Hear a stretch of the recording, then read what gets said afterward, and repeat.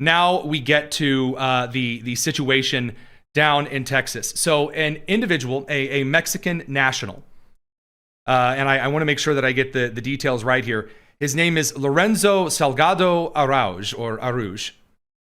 This individual attempted to run over an immigration customs enforcement officer. Now, we do have the clip where he tries to apparently run over the officer, I believe. I don't think this is just the news coverage in general. Let's check here. Secretary General, how...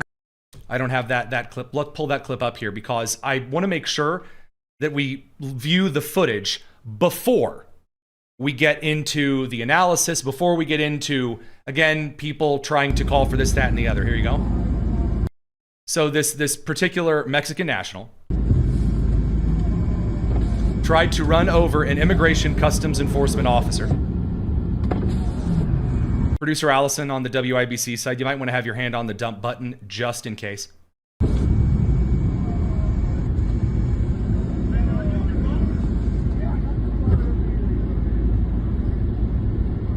He tried to run over officers. And in self-defense, according to the Immigration Customs Enforcement officials, he shot through the window and the individual was killed. Or I guess the hybrid SUV in this case. Sorry, not necessarily a van. That's so fucked up. Yeah.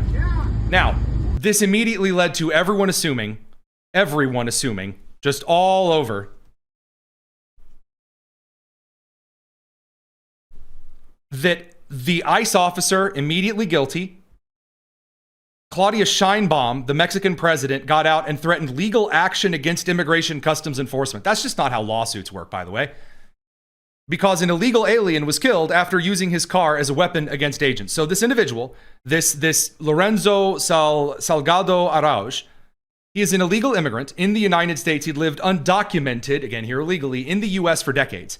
So according to DHS and ICE, I'm now going from the article from HoustonPublicMedia.org, agents attempted a vehicle stop at around 6:50 a.m. local time as part of a targeted immigration enforcement operation. Araujo allegedly ignored commands, then struck an ICE vehicle, and then tried to run over an officer with his van. So that means it's a hit and run. He's already, again, evading law enforcement. The officer, the vehicle coming right at him, fired in self-defense, striking Araujo in the abdomen, who later died at the hospital. Now we get to all of the family coverage and he was a wonderful, because we have to do this. Whenever you have a situation in which someone commits a crime and it can benefit individuals over on the left politically, again, whether or not this man was a good man, a bad man, a man in a bad spot, or a man who made a mistake and faced consequences, now what we are going to see him used as is a prop, a pawn. And so what do? You got to get out the old graduation photo, like the old style photos and stuff, all of that kind of just disastrous nonsense. I don't think we actually have the B-roll footage here. I wanted to make sure. No, we don't. We'll have to cover some of that here in a bit. In short, they're pulling out all of the old photos and they're going to his family. And of course, his family has come forward and said, well, he was a hard-working father and a construction worker with no criminal record. Well, other than, again, illegally immigrating into the United States. They said he was just driving a crew to a job site and he panicked due to unmarked vehicles. And again, the argument here is that, well, they thought they may be thieves. Thieves with federal identification on. Not guys just out there in shirts and jeans. So they questioned the official account and demanded full transparency, body cam and video evidence, and an independent investigation. And this brings us to, of all people, Zoran Mamdani. So you may notice that the story is taking place in Houston. It's in Texas. It is not right next to New York City. It is not right next to the area of operation and things that supposedly the realm of importance for Mamdani, for like making the lives of New Yorkers better. Mamdani gets out in front of the country this afternoon and says, essentially, well, I'll read you the tweet verbatim here. Quote, Lorenzo Salgado Araujo called Houston home for 35 years. On Tuesday, an ICE agent shot and killed him. His family learned of his death from a video before anyone bothered to knock on their door. Okay, guys, the reason that no one bothered to knock on their door, if the family is not supposed to be here and the guy's not carrying identification on him, how are you supposed to find his next of kin? I don't know if you guys know this, but like EMTs, like they're not psychic. And so if I'm in a car accident, God forbid, and the EMT crew shows up and they pull me out of the vehicle, they're going to reach into my pocket, pull out my wallet, and look at my license and my cell phone to see who to notify.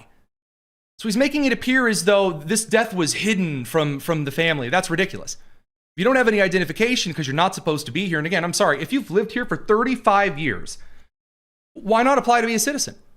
Why not stop avoiding federal law enforcement? Where is the idea that if you really, really want to, it's okay to break the law? If you're a really, really nice person, yeah, you can just violate it a little bit here and there.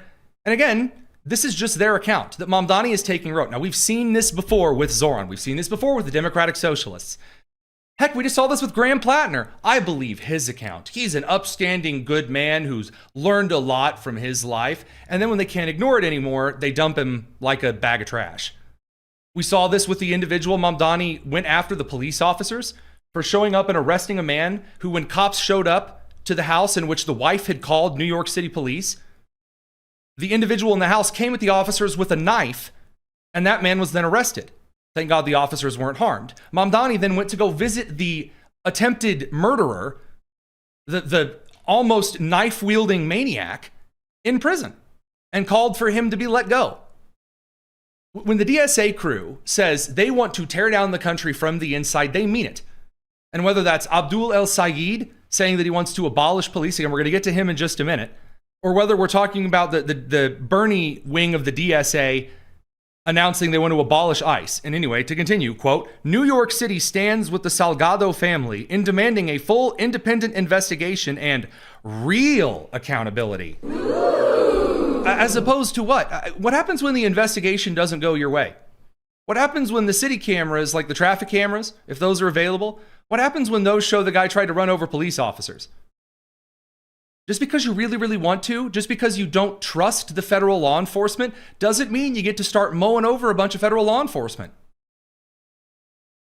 So to the Salgado family and any immigrant family in this city living in fear, we grieve with you and we will continue to stand beside you in the pursuit of justice. And then very, very little at the end, quote, abolish ICE, because that's what it's all about. Now, again, we talked about earlier on the show this week, the numbers of arrests of active foreign spies, not that are committing open and wanton sabotage, but that are trying to scam you, who are trying to siphon money from you in massive scams, holding your companies, your hospitals in ransom, and then releasing your data anyway so that your identity can be stolen. You won't even know about it. Those are the individuals that Immigration Customs Enforcement is partnering with law enforcement in other states, localities, and then other federal law enforcement agencies in order to get this kind of stuff fixed. Now Patrick, in the live chat, he sends a $10 super chat, very kind of you, says, quote, so let me get this straight. A guy in the country illegally was trafficking illegal workers to an illegal job site. I have a bone to pick with that in a second. And then tried to run over a federal agent, got shot, and now we have people calling for protests. Correct? Absolutely. Correct! Circle gets a square. So what really bothers me is that I want to know who's running the job site. The guy who's running the job site that's relying on a bunch of illegals to show up and work at slave labor prices, that person needs to be thrown in jail today, not tomorrow, not 2 weeks from now, not a strongly worded congressional letter, today. If there are individuals here, and I've had my share of gripes with Republican congressmen who want to shield these individuals. Well, the economy says we'd have no one making hotel beds. I'm sorry, if there is an illegal immigrant who is working for you, you are lying on the labor data, which means you're not paying the same fees that the worker is owed due to federal law here in the United States. You're not paying the same level of taxes. And it's likely that they're working below minimum wage because what are they going to do? Report you to the police? They're here illegally. Now, there's no body camera or independent video of the shooting itself that's been publicly released yet, according to Texas Tribune. This is the second reported fatal ICE-involved shooting of a motorist in Texas in recent years. In 2025, in South Padre Island, there was a case involving a U.S. citizen who later raised questions about the official narrative. I've got a strong hunch that we are going to find out exactly what many of you already suspect. Now, of course, there's tweets galore. Chuck Schumer is angry, is routinely unleashed. ICE has routinely unleashed chaos and violence on our streets. Democrats will keep fighting for reforms to rein in ICE. And Kamala Harris, the same thing, but she did the old graduation picture routine. Lorenzo Salgado Araujo's family called him El Mundo Entero, the whole world. You don't have to do this crap. You can even disagree and call for an investigation without immediately lionizing anyone and everyone.